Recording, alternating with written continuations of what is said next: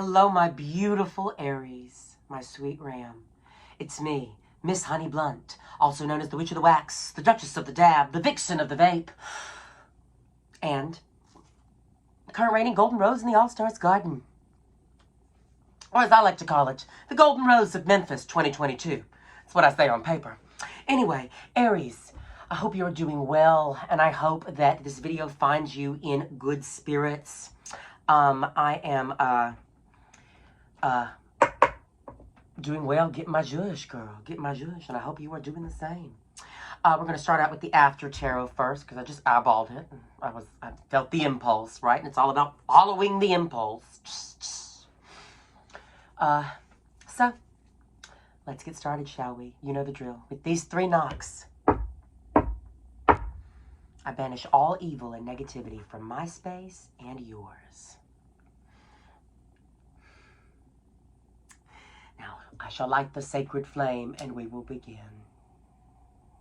I would like to dedicate this Aries video to my late Uncle Randy, who inspired me in the realm of tarot so much.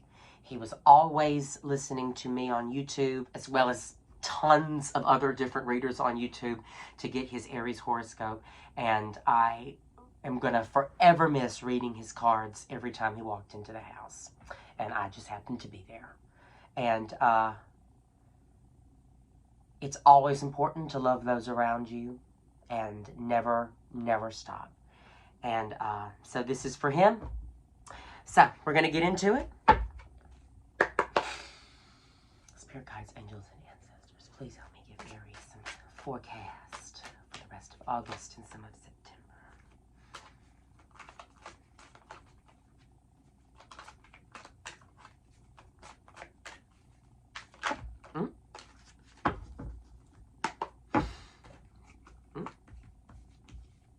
Actually quite a lot. It's actually quite a lot of tarot cards. I'll keep the one that fell face up. Like 20 cards just came out right now. We appreciate the willingness of communication. Thank you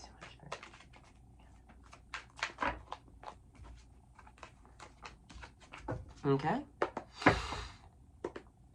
All right, we got death crowning the spread, coming in on the horizon. Now, death is about rebirth. Death is about change. Death is really the butterfly, saying things cannot be as they are anymore. It's time to leave the cocoon behind. You know, let's get out of the cocoon and emerge as a beautiful butterfly. Something new cannot present itself until something old sort of fades away. And that really is the cycle, right? It's about rebirth. And it's about, which is, I mean, really the mode of Aries. I mean, this is really a big card. Scorpio energy, definitely a Scorpio card, but really should relate to the energy of the rebirth that is Aries, right? Going from Pisces, the old man, into Aries, the child, doing that whole, you know, fundamental change. It could be something is changing fundamentally, right? Nothing is dying, but something is changing fundamentally for sure. We've got the devil here in reverse, so could be very bound to the material plane right now. You know, the positive sides of the card are sticking to it and, you know, following through with your resolve, the resolve to follow through. But in reverse, this is all about a real need of releasing the material, sort of bound to really, you know, a prison of material value, right? That's why the Pentacle is in reverse, you know, because to me, as a reader, the Pentacle represents spirit and value of that spirit. And here in reverse, it's really not feeling your own spiritual value, letting, you know, I've got a big feeling out in the cold here with the 5 of Pentacles as well. You know, you feel like you're left out of that beautiful signing church, or you may be leaving people out in the cold. And we have the 9 of Wands. So a lot of anxiety, maybe losing a bit of sleep at night. Take it as it resonates. It is a general reading. Could be losing a lot of sleep at night. You know, the demons aren't really there. They're only in your head, but you better act quickly before they present themselves, right? And in the after tarot, it sort of is kind of presenting itself in a way. But it's time to pull up one of the swords off the wall and slay it, because you know you truly have the power to quell these feelings, right? You are being represented here by this King of Pentacles, right? You are the one who gives. You distribute out this value. You sort of choose where it goes. You manifest it. You take it easy. I mean, he is adorned in all this fruit, all these grapes, you know, and this Taurus representing the abundance, right? Taurus is a lot like Aries, except Aries, you know, will sort of go searching for it, but Taurus, it really sort of comes to Taurus.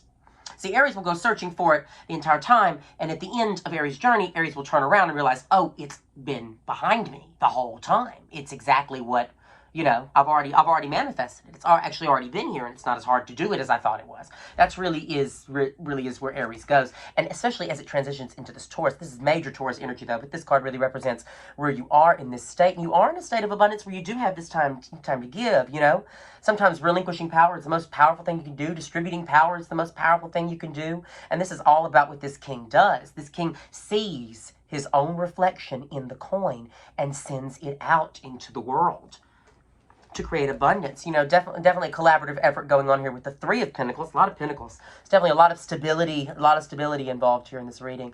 But it's absolutely coming together with others to see some sort of a finished product. See, look back and admire the sculpture that they have created, right?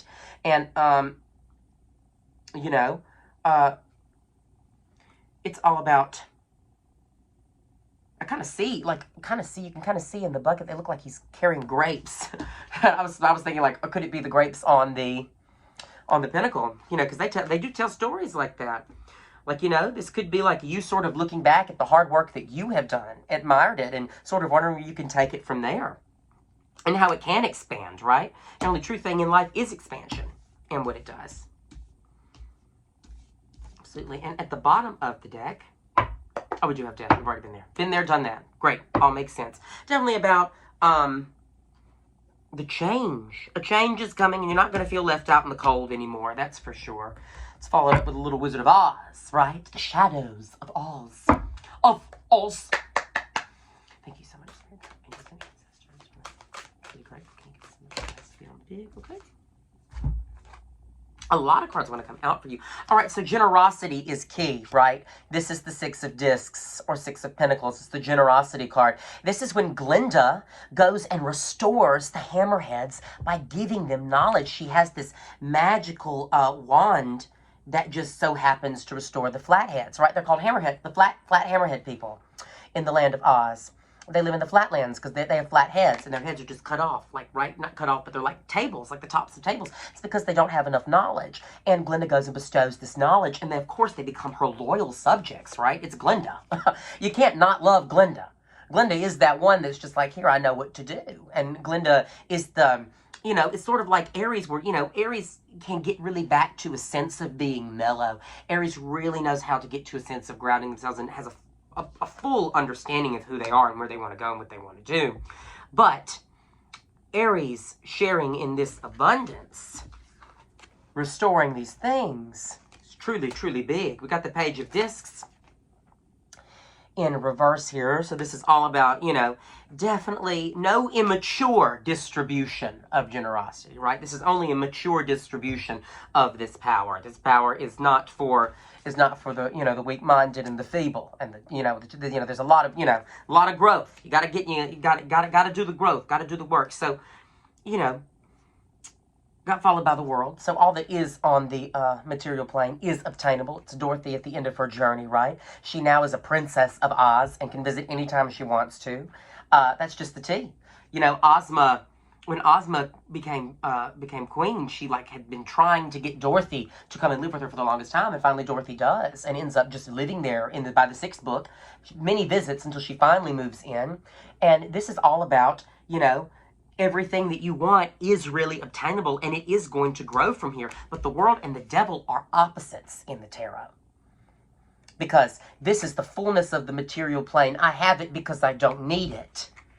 And the devil represents, I don't have it because I do need it. So it is all about tempering that balance and finding it out, which can really lead to this sort of being left out in the cold sort of feeling. We've got the Four of Swords here now. So maybe you should take this time to heal, right? We've got definitely a lot of laying in bed work, right? Make sure that when you're resting, it's for rest. Make sure it's not fighting these inner demons. Make sure you can get back to that place and you be mellow, right? My Uncle Randy's favorite Olivia Newton-John song was Have You Ever Been Mellow? Which I sort of did in this outfit. But it is, it is about getting to a place where truly you hold the power and nothing can have power over you. It's that everything is just stemming off from what you're feeling in your manifestations. And that's how it really works, Aries. Got the Three of Wands here. So, you know, you're waiting for the ships to come in. You're looking at the ships. They're coming in. But trust me, the longer you look at them, the slower they'll be. And we've got the Eight of Cups in reverse. So definitely you are going to need to walk away from something. You're going to need to walk away from something and leave something behind, really. Sort of leave maybe a mentality behind. Maybe some truth behind. You know, and focus on the abundance to get back into this energy of you being abundant and sitting in the throne. But you're definitely, you know, this card is about Anne of Oogaboo. I don't know if you can see her walking away in the distance. There she is, climbing up the...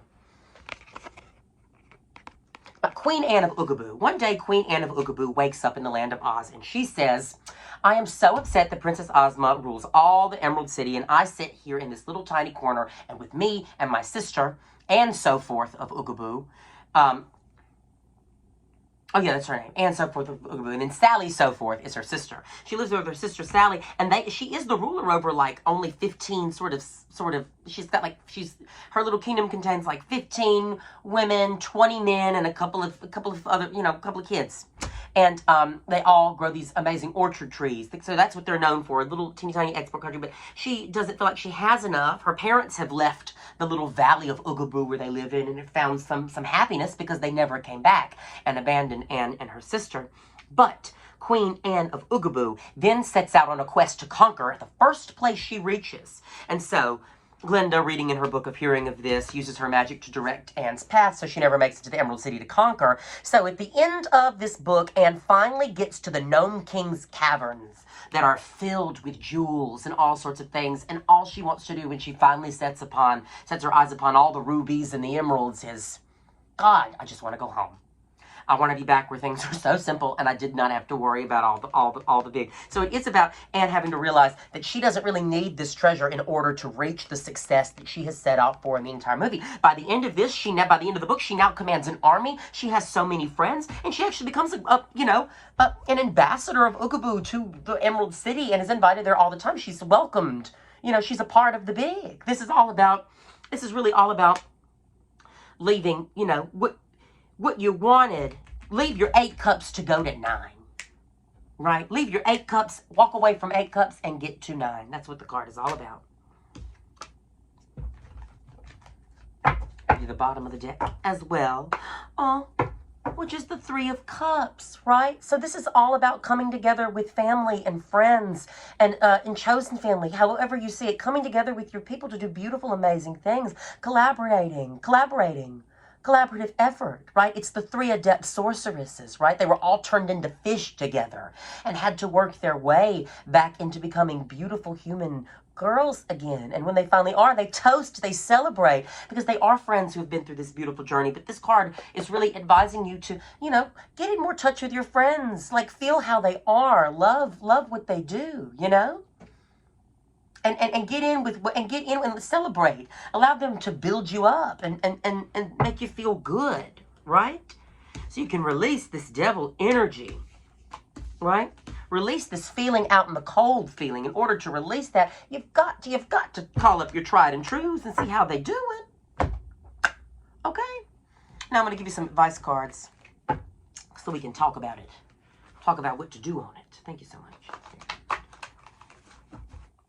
The change is coming, and maybe the change within, right? Ooh. I'm going to keep those, but I'm going to go one more. Oh. False alarm. Oh.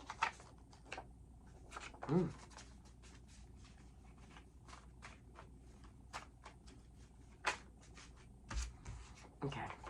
Another false alarm. This one's not. Make your own miracles. Invest. Make your own miracles, Aries. Give your time to this. Give more of yourself to this. Much can come from improving upon your own stability. Invest to receive. That's what this is all about, baby. Make plans, right? Organize your thoughts and go in hard on your ideas. Always write stuff down that matters and talk And take advice when it sounds reasonable, right? Take advice when it sounds reasonable. That's probably one of my biggest lessons in life, Aries, is to take advice whenever it sounds reasonable. I don't take advice if it sounds unreasonable. If it sounds ridiculous, I'm like, no, that's not, I won't do that. But if it sounds like it's something I should do, I take it.